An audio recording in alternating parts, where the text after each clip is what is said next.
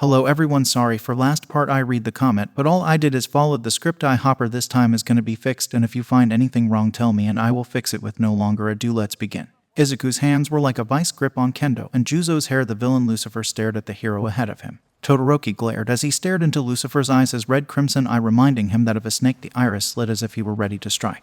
Todoroki was in a situation where he could do absolutely nothing. In this situation he was powerless. Any move he made would guarantee that the safety of his fellow heroes was unachievable. Todoroki put a hand to his ear, his index finger pressing onto his earpiece. He had to contact his team. He had no way of getting an edge in this battle. Hand-to-hand combat was not an option, and neither was his quirk. Todoroki didn't doubt Lucifer could take him on even with 2 hostages in his grasp.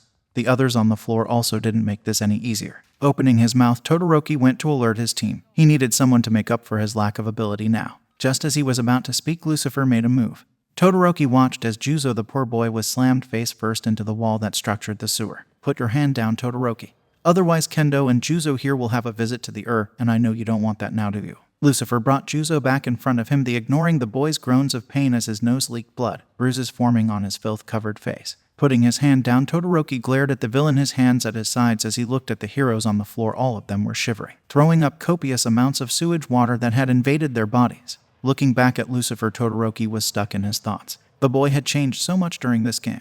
While he hadn't seen him much on the prep days, this sudden change was too rapid. Then the first day came to mind. The news broadcast that Lucifer had done provided him a way to know more about Izuku. Midoriya, what happened to you? This game isn't funny anymore. Can't you see what you're doing to your friends? That news broadcast on the first day.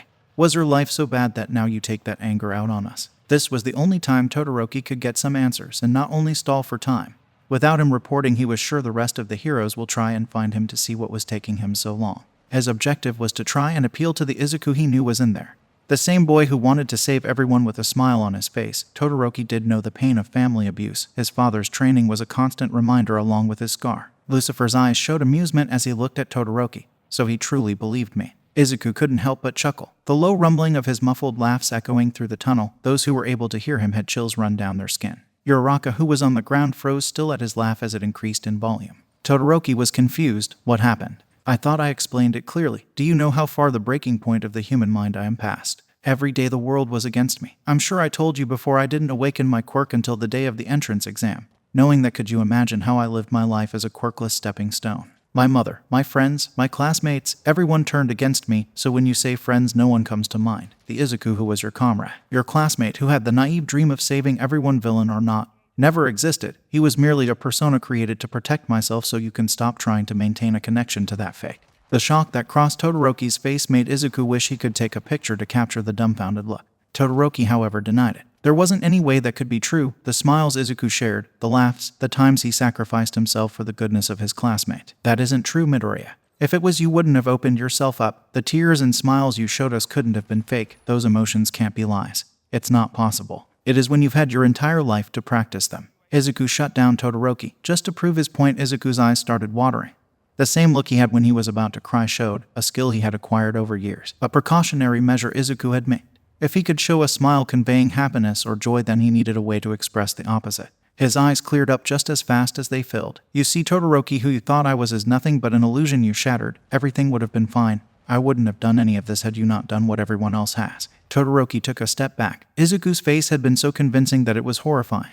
But what was he talking about? How was he the cause of this? What do you mean, how is it my fault? It isn't just yours, Todoroki. Izuku used Black Whip, the quirk binding Kendo, and Juzo lightly choking the pair, stopping Kendo, who had been slowly enlarging her fist to attack him. It is all of you. The students of UA, the teachers here, they are the ones who are at fault. That day of the news broadcast, when I mentioned that I was a part of a hero class and betrayed by my classmates, that wasn't some backstory I made up just to play into the character of a villain. You may not remember or even admit it, but the day I was accused as the traitor of UA, every single one of you looked on as I was humiliated.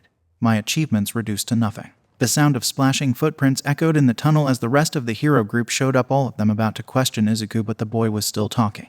You spared yourself from the humiliation of defending an accused villain. Now let's see how Kendo and Juzo react when they are subjected to the same feeling you all were saved from. Deku, get your ass over here. Bakugo rushed forward, as did some of the others. But Izuku remained unfazed. Instead, he looked to the floor where Uraraka was. The girl reached out a hand, her voice coming out softly as her brown eyes filled with tears. Izuku. Izuku didn't say anything. Instead, he planted his foot into Uraraka's face, kicking the girl as those who had started to run after him were forced to stop, some tripping as the girl slid across the ground, all the while her body scrapped across the floor. Izuku wasted no time as he jumped up, OFA coursing through the boy's body as he started running to a single location he had made prepare for an advance. Letting go of Kendo and Juzo's hair, Izuku tethered the two with Black Whip as he ran ahead, using only 5% in his body as he dug into his suit, pulling out a detonator. As expected, the sounds of the heroes sounded out behind him. Turning his head slightly, he saw that most of the heroes had followed after him, minus those who were injured. Izuku's danger sense went off as he jumped sharp scales as the result of Rin's quirk flew through the air. Their target was his legs. Still running, he waited until he clicked the detonator. As the hero group piled up, they were knocked off their feet. The roads underneath them exploded violently. Each time they progressed, another explosion caused them to lose some distance. Everyone used the roofs. The streets are rigged to explode. Todoroki had everyone gather behind him as he used the same trick he and Ida did at the Kamino incident. With the number of people, Ida screamed out at the top of his lungs, the engines on his legs bursting with a blue flame. RECIPRO burst. With Todoroki's ice, the group slid onto the roofs. They had to avoid the streets. Izuku was leading them down. Otherwise, they will only play into the boy's hand. Todoroki rushed forward faster than anyone else, using his ice and fire to their full advantages.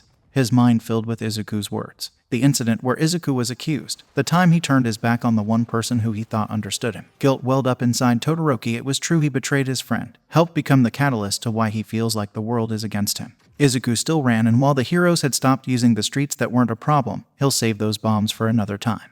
Putting the detonator away, Izuku tighter the grip of Black Whip as he saw where he was headed. He did have to dodge columns of fire, however, sliding, jumping. The hero team was trying to incapacitate him. Yanagi, Rin, Mineta, Shiro, and Todoroki all used their quirks in hopes of taking him down or slowing him. Looking up to the sky, however, Izuku heard the calling of several crows, all of them going to his location. This reminded him Koda was still a large factor in the game since the boy hadn't been showing much. Izuku brushed him off. Raising his hand, Izuku pulled his middle finger back. His glove reacting as air flew out several small holes, a feature May had added similar to his Air Force gloves. Flicking his finger, the crows who had started dive bombing at him were hit a burst of wind, pushing them away as they fell to the ground. While his attacks were only 5% to an animal as fragile as a bird, were helpless in repelling them. That didn't mean Koda had stopped trying, as more birds and even mice started converging on his location. The attempts, however, were pitiful at best. Reaching to the holster on his armpit, Izuku took a hold of his gun. Using danger sense, he focused it on Koda, the boy being assisted by Shoji to hop across the roof. Aiming, Izuku fired off several shots, causing the boy to lose his hold on the animals, who, once they realized where they were, scuttled away. His shots didn't eliminate him, but it did have Shoji and Koda try to avoid them. Izuku. May's voice cut through the chaos as Izuku dodged scales and ice from Rin and Todoroki respectively. What is it? I'm kind of busy right now. Not saying May's name due to the number of people who could possibly hear him, Izuku asked what is it she wanted. Her voice seemed a bit distressed. It's just you have some visitors at the apartment. Raising an eyebrow, Izuku knew it wasn't any of the heroes, as they had all returned and were in the hero building when he attacked. I'll deal with it later, whoever they are. Don't let them see what is going to happen next. Speaking clearly, Izuku stopped talking as he saw what he was waiting for. A large road filled to the brim with citizens, all of them waiting as if there were a parade about to start. Slowly his run, Izuku spun around on his heel, facing Kendo and Juzo to the heroes, making Todoroki adjust the trajectory and power of his ice as the attacks from the others ceased. The heroes all jumped down with the assistance of Todoroki, making trails for them to slide down. Every hero had their quirk at the ready, their eyes scanning the environment as the civilians shouted at them. Due to the situation, the heroes forgot one detail about their current state.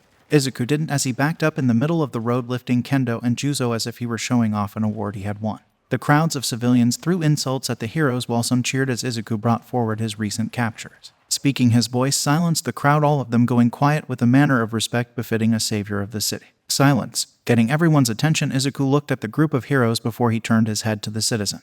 Witness, the very people who have invaded our once peaceful environment have finally shown their true colors. Look upon them as they parade filthy bodies covered in blood. Is this what we want to represent the people? No. Are these the very same heroes who preach about their fight against villainy but have done nothing but cause misfortune to fall upon us? These animals bath in their filth, defiling this city. Unwrapping Juzo and Kendo, their naked forms were open for the public to see, their odor wafting in the air as the civilians, both robot and students, revolted at the sight. Kendo and Juzo felt utter embarrassment as their bodies were revealed to total strangers. Humiliation ran through their entire core as they tried to cover up, but Izuku's had pinned their arms to the sides, having already expected this. Though that didn't stop Kendo from trying to grow her fists, which resulted in the growing tightness on her throat. The heroes at this point looked down at their own bodies. Their clothes were drenched in the blood of Izuku's present. Even Mineta was too focused on his current appearance to notice Kendo naked.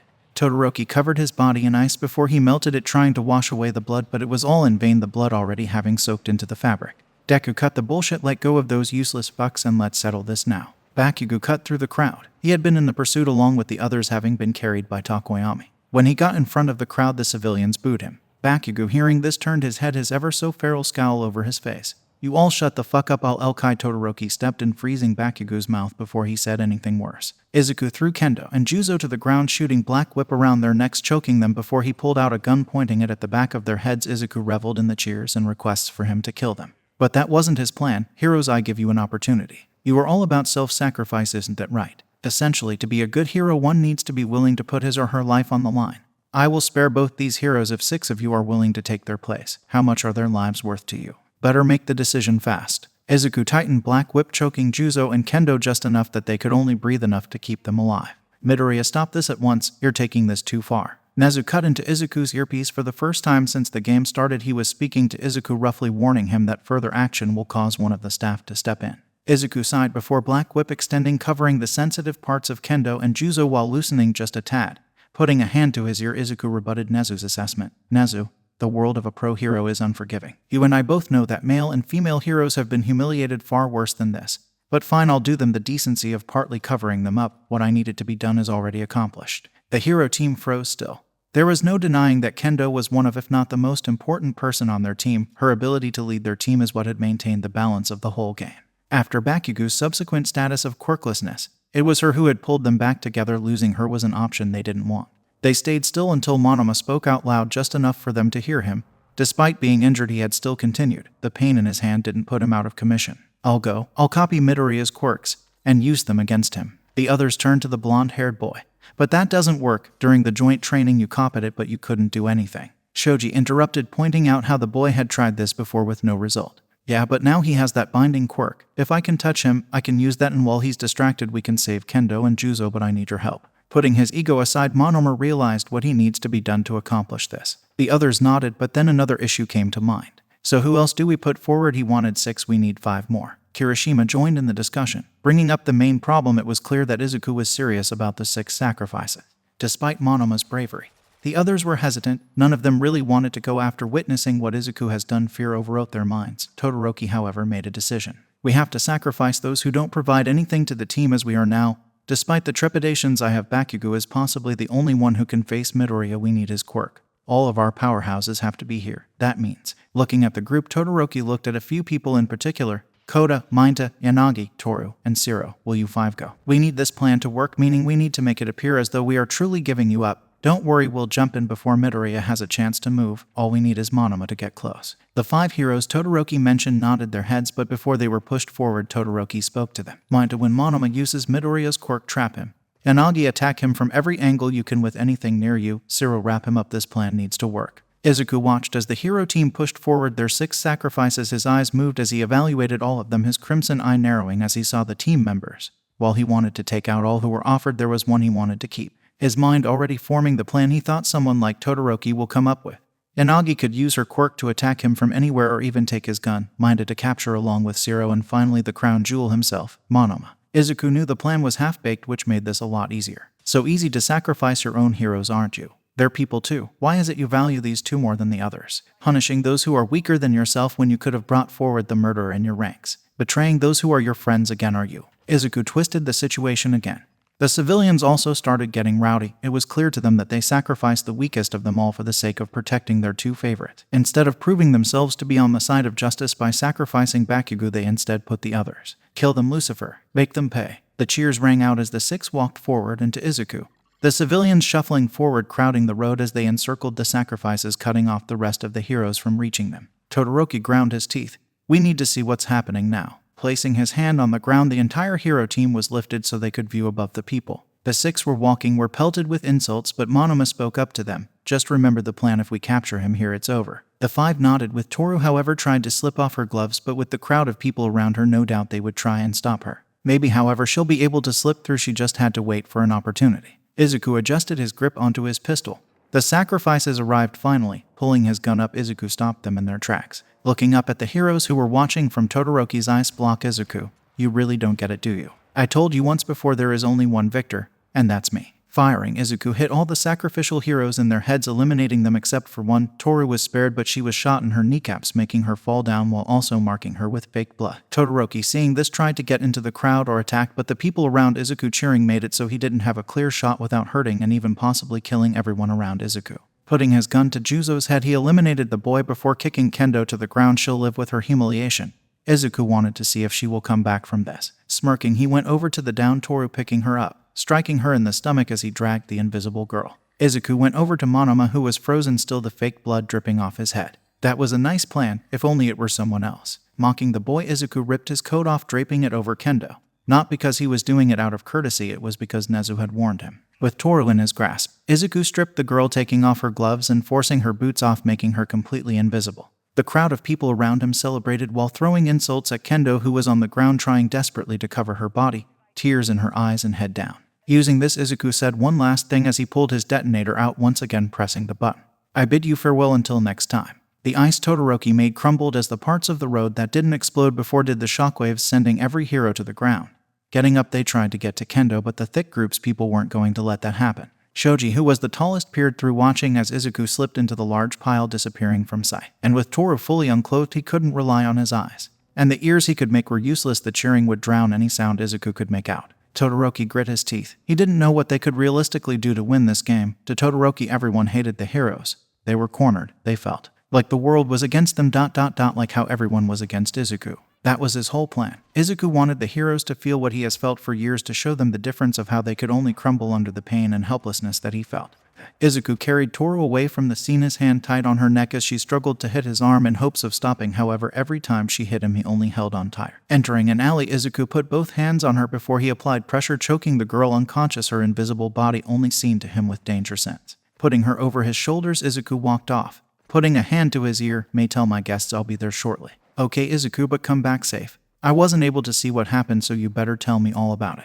"Of course, I'll see you soon." May's pouty voice was a relief to hear. To him it said that she truly hadn't seen what he did or is doing, which also meant whoever had come to visit him didn't either. "It's time I and you had a little chat, Toru." Todoroki and the others shoved their way through the crowds as the sun fell from the city, getting progressively darker. As they shoved, they were attacked, fists and feet flying at them, but they didn't strike back. Luckily, Shoji stayed behind to hold Bakugo back from interfering, as if he joined the situation would get worse. "Get out of the way." Yelling, Todoroki got to the main area, finding Kendo, her head on the ground, as the civilians nearby yelled obscenities at her. "You filthy hero whore. Get out." Grabbing Kendo, Todoroki grabbed the shivering and sobbing girl before he looked at his team. They were still being mobbed by everyone. Lifting Kendo up, Todoroki watched as the girl kept her head down, her dirty ginger hair covering her face as she pulled Monoma's coat to cover more of her. Trying to get back through the crowd was a struggle, and even after arriving back at Hero HQ, that didn't change the mob following them, hurling insults and garbage at the building, which the inside had already started smelling horrible. Still, they didn't dwell on it as Todoroki handed Kendo over to the girls so they could help her. "I swear to God, once I get my hands on that fucking Deku." Another annoyance was the contact yelling and grumbling from Bakugo, Todoroki rubbing his temples as the rotting smell hit his nose. "Deku, the quirkless fucking freak, will get what's coming to him. Just shut the fuck up." Standing up, Todoroki surprised everyone in the room as he grabbed Bakugo by the collar, throwing the boy to the ground. "Deku this, Deku that. Why can't you see that this is all your fucking fault? GRR, you want to fucking go icy hot." Trying to stand back up, Bakugo was kicked to the floor. The rest of the hero students didn't step in. Sue and Kirishima, due to their lack of sleep, their minds were already drowsy as their heads swayed trying to stay awake. The others because it was satisfying seeing Bakugo being stood up to. Todoroki clenched his fist, punching Bakugo in the mouth. "You bastard. You egocentric fucking scumbag. I see now that everything Midoriya said was true. You're the fucking waste of space. You're a piece of shit. We all are. We were supposed to be his friends and we fucking turned our backs on him." Todoroki stopped punching Bakugo. The boy's cheek swelled and blood dribbled out his mouth. Todoroki stood up, his emotionless look from the beginning of the year returning. Turning, Todoroki walked to the stairs. "I'm done with this. Whatever comes next, we already deserve it." The rest of the students watched Todoroki leave. Those who had been paying attention absorbed his words. His outburst reminding them the Midoriya incident. They really did deserve this, didn't they? Toru woke up, her head spinning as her memory of Izuku's choking her unconscious reminded her of what her current position was. Tugging, she found her wrists bound, unable to move. Shit. Curing herself, Toru sighed. If only she had slipped away before Todoroki made up that shitty plan, leaving it to a hero wannabe to fuck everything up. Trying to look for a way to escape, Toru stopped when she heard a large crash. Looking around the area she was in, Toru narrowed her eyes. She was clearly in a sewer, no doubt, but what warranted the crash she didn't know until a pile of broken cameras landed on the floor in front of her. Joining it a short time after was Izuku, still wearing his suit and mask, brushing the dust off his suit before looking at Toru. Midori W, what's going on? Toru played into her second life. The emotional gossip girl who as of right now was scared of her fellow classmate. She was confused on the pile of cameras, however, but she didn't show that, only more fear. Cut that shit out. You're not fooling anyone, especially me. Crouching down, Izuku stared in where Toru's eyes would be. You're lacking the human emotion behind your actions. So stiff, so calculated. I always felt something odd about you. So you figured it out. But fucking da. So what are you gonna play out one of your sick revenge fantasies that you probably go to sleep jerking off to? Toru's invisibility peeled away to reveal her face, short cropped blue hair and blue eyes coming into view. She had no reason to hide now, her face full of disgust as she looked at Izuku. Izuku chuckled as he tightened his gloves before he crouched, putting his face close to hers. No, why would I hurt the only person I can call a friend? Friend? Yes, a friend. Now come on, let's talk. Izuku took off his mask, grinning as he stared into Toru's now visible eyes. I'd like to discuss the details of a very prosperous partnership. May I borrow him back? Izuku walked through the door of his apartment, his eyes searching for his apparent guests before he spotted them. Ibara, May, Mandalay, all of them talking, and finally the last two he was most glad to see. Eri, Koda. Calling out their names, Izuku watched as the two small heads belonging to the children turned to his voice. Deku. The two children yelled as they ran to him, Eri jumping on him, cuddling into his neck as Koda stood watching, hiding his face with his hat. Holding onto Eri, he could feel tears hit his neck. Eri, are you okay? The girl nodded as she poked her head out, staring into his before she latched on again. Walking forward, Izuku kneeled, placing a hand on Koda's head, giving a smile to the boy. Here there, Koda, long time no see. Koda looked up, his own smile before he hugged Izuku, his own tears in his eyes. They missed you quite a lot, Midoriya, especially little Eri. Mandalay walked up to the trio, crouching as she looked the boy in his eyes, ignoring his appearance change, something the kids hadn't noticed. Seems so. Thank you, Mandalay, you and the others, for taking care of Eri in my absence. Izuku's thanks were genuine. Having Eri taken away from him had been hard when it happened, but he wasn't so worried about himself. He was more worried for Eri. To see the girl again after months of being apart was a warm welcome. Of course, I know with everything that happened you would have been worried. Yeah. Anyways, Koda, I see you got red shoe. What's up with that? Smirking, Izuku could see even with the hug the boy getting embarrassed, but he didn't deny it. He said he wanted red shoes to match his big brat. Auntie. Breaking free, Koda sprayed water at Mandalay, hitting her in the face. The woman brushing it off with a laugh as the boy tried to cover his face. Sorry. Izuku smiled seeing this before he looked around. Laughing, Mandalay wiped her face off as May and Ibara walked to Izuku. May grabbing the boy into a hug with a smile on her face. Finally, you're back. I've been waiting all day. Pouting, May rubbed Eri's head. This little one also was anxious that you have to make it up to us. Looking at May and then Eri, who had poked her head out, her eyes puffy, he sighed. All right, how about we go out and eat? It'll be my treat. Just let me wash up while you get ready, May. Yes. Yelling, May raised her hands in the air, while Izuku turned to Ibara and Mandalay. You both are welcome to join us. We'll all go. I'm sure there's a place in this city to get dinner. Ibara nodded almost immediately as Mandalay thought about it for a second, looking at Koda, who nodded his head. Sure, why not? I could use something to eat. Perfect, if you'll excuse me. Setting Eri down, Izuku patted the girl's head. All right, Eri, I'm going to get ready, and then we'll all head out to eat. Then you and I can catch up, okay? Eri nodded her head. Okay. Saying the last part quietly, Eri turned before running over to May, hugging the girl's leg. Izuku let out a small chuckle before grabbing a pair of clothes from his supply cache. Eri was already attached to May, or to him that's what it looked like. Anyways, Izuku headed to the bathroom, making sure to set the door up so no one could come in, and after making sure he had a towel. After a quick shower, Izuku had stepped out clean and ready, his fresh clothes on. He and his party stepped out of the apartment. Mandalay taking in the sights as May held Eri's hand and Koda sat atop Izuku's shoulders. Mandalay's curious eyes wandered the streets. Murals were painted, all depicting Izuku. There were banners telling the heroes to leave the city, banning them from shops. It was an odd sight. She had only seen very little from when she arrived here, but to her, it seemed peaceful. In fact, walking with Izuku, they had stopped a few times as civilians rushed to praise him. Getting to a restaurant that had been left unaffected by Izuku's actions, Mandalay saw that just from the window it was overflowed with customers. The line outside was also full. It was a nice place, yet sadly they would be able to eat there. Midoriya, I don't think. She was cut off by people gasping. They all stared at Izuku and Ibara. The hostess spotted Izuku opening the door before speaking to him. Lucifer, please come in. We'd be honored to dine you and your apostles. Just like that they were in. The word apostles caught Mandalay off guard, but she didn't have time to question it as they walked in, a table being cleared quickly. A table which was very beautiful looking, the table shining as the waitresses cleaned it, brushing the seats and everything off by the time they had arrived.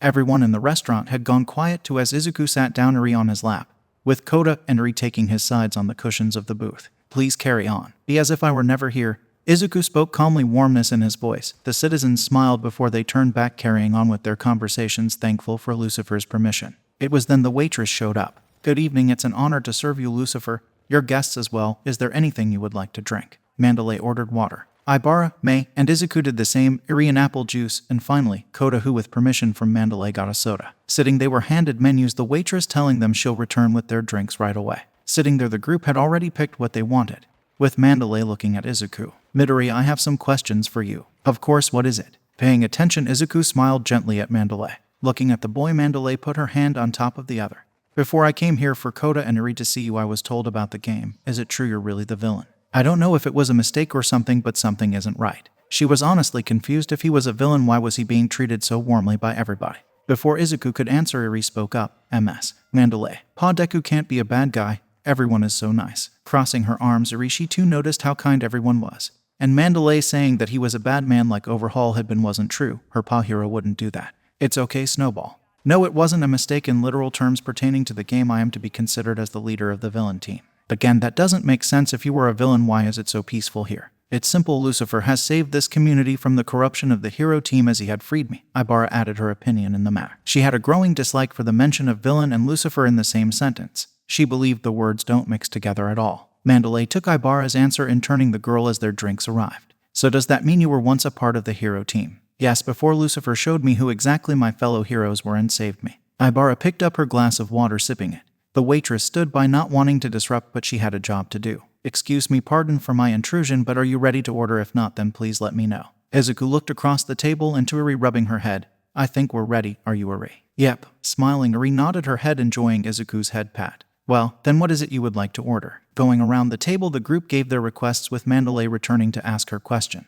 Well, I guess that answers why you were in his apartment, but I'm more curious about one thing. What's the relationship between you two? Pointing at May and Izuku, Mandalay smiled, Izuku slipping his arm around May's waist. Izuku's girlfriend. Smiling, May kissed Izuku on the cheek. Iri and Koda were in sync with each other, having witnessed the two. Izuku smiled before placing a hand on Koda's head. Oh, come on, Koda, I'm sure you'll be kissed by your girlfriend in the future. No, I won't. Crossing his arms, Koda's cheeks blushed as he looked away. Izuku chuckled before placing a hand on Iri. You, however, Snowball, no kissing boys, okay? Not until you're an old lady, maybe not even then. Okay. Throwing her hands in the air, Iri laughed. Mandalay watched the scene with a smile. This made her glad that she had been the one to take Iri and Koda to Izuku. It took but 10 minutes for the food to arrive. Izuku ordering steak, May parmesan chicken, Ibara some tofu, Mandalay fish, Iri macaroni and chicken nuggets, with Koda having a small steak much like Izuku. Eating together, laughs were shared as Izuku caught up with Iri and Koda, making sure their quirk training had been going well. It was only near the end of the meal that Mandalay felt like hitting herself in the head. She hadn't even asked the most obvious question. Oh, Midori, I totally forgot to ask, what have you done to change your appearance? I was wondering when you were going to mention that. Well, to put it simply, I've been having some changes dealing with my quirk, nothing too serious, but these have been the side effects. Mandalay nodded her head, not wanting to pry deeper. If Izuku didn't think it was a problem, then it must not have been a large deal. Iri, however, turned her head, looking into Izuku's red eye. I think you look cool. Right, Koda? Koda also nodded his head. Yeah, you look badass. Oop. Covering his mouth, Koda looked at Mandalay, the woman glaring at him before she shook her head. I'll let this pass because I have to agree, it does look really cool. Kind of like a snake or dragon. May smiled before kissing Izuku's cheek again. I've got to agree with Catwoman over there. Ibara just nodded her head. She too agreed with every statement about how Izuku looked. Izuku scratched the back of his head. Heck, come on, you're making me get embarrassed, but I'm glad you all think I look good. This had me getting worried there. Izuku cut into his steak before he looked up, a grin making its way on his face. Shinso, aren't I glad to see you? Looking to May and the rest of the group, Izuku spoke, seeing as they were finished with their food. Excuse, do you think me and Shinso can have a word with each other? Handing Iri to May, he got out of the booth as Ibara, Mandalay and Koda followed Izuku, looking at all of them. Iri, Koda, you guys are welcome to stay with me if you both like. Mandalay, it's a pleasure to see you again. I'll see you at home. Kissing Iri on her forehead, Izuku smiled. Be a good girl for May, okay? Nodding her head, Izuku waved the group out. After they left, Izuku gestured to the booth. Please, Shinso, sit. Can I get some food for you? Sitting down, Izuku cut his steak slowly as Shinso sat across from him. Midoriya. Yes, what is it, SH? Shinso used his quirk trying to brainwash Izuku, yet his connection was shut out almost instantly, confusing the boy as Izuku took a bite of his steak. You know, using your quirk at the table isn't a very kind thing to do. I suggest you don't do it again. I've studied your quirk, Shinso, so I implore you to tell me what is it you want. Midoriya, please just end this game. Sure, how would you like me to do that? Destroy the hero tower, sneak in and kill you all while you sleep, break your limbs, tell me which one. Izuku took a sip of water. His actions were all professional and his voice carried the tone which was common when a business executive was listing a client's options. Midori, you know that's not what I meant. Just surrender. We understand we betrayed you, all right. I understand and I'm ashamed I did so, despite having experienced the same thing. You were branded a villain much like how I was. For a long time I was bitter, wanting to hurt and get back at the people who wronged me, but you helped me. Let me help you now. Let me rectify my mistake. Shinso, your apology. Slicing the steak, Izuku continued, means very little to me. Your call for me to surrender wasn't an option I had given you. Why? Why won't you stop? Banging his hands on the table, Shinso caused the entire place to go silent. Izuku shook his head, signaling for the check. The waitress that had been serving him and the others brought it over immediately, not before glaring at Shinso. Why I won't stop? Shinso. That answer can't be expressed in words, but if I had to say why, it has to be because this is the most fun I've had in years. Hurting you all has been very therapeutic. Therapeutic? You fucking psychopath. Shinso slammed his fist, breaking one of the plates. Izuku, however, sat back, wiping his mouth with a napkin. Well, Shinso, it seems you've outstayed your welcome. Standing up, Lucifer pointed at Shinso. Everyone, I apologize. It seems a hero has invited themselves to my table. Not only have they disrupted my meal, they bring their insults and heresy to you lovely people. I am truly devastated that they have no class. I humbly apologize. Bowing his head, Izuku hung it in shame. The restaurant, seeing how Lucifer was taking the blame for a hero with no manners, had them enraged that the filth of the city dare make their savior bow his head. The people sat up, moving to the table. Please do not apologize for this filth, Lucifer. It is not your fault. The people all gave their request for Izuku to stop, lowering his head. Izuku thanked the civilians as he was let through them, apologizing that they even allowed Shinso to disturb him. As Izuku left the restaurant, he looked through the window to see Shinso being assaulted. Izuku smiled as he walked down the street. He didn't have to worry about anyone tailing him as he went back into his apartment, entering it to find it silent. Going to his bedroom, Izuku had to smile at the sight. Mei and Eri were cuddled together on the bed. Smiling, Izuku took off the sweater he was wearing before climbing in the bed. Grabbing Eri, he gently moved the girl so she was in the middle of them. Izuku placed his chin on top of Mei's head, closing his eyes, but before he could drift off to sleep, his shirt was grabbed tightly. Looking, he saw Eri snuggled deeper between them, and each of her hands was a piece of his and Mei's clothing. Izuku could hear her mumbling softly, 2 words being heard by his ears. Mama ... pa. Izuku's eyes widened slightly before he huffed. Taking his other hand, Izuku brushed her hair. At this moment he knew that whatever he planned next, he had to make sure these two were safe at all costs. With that, see you next video, bye bye.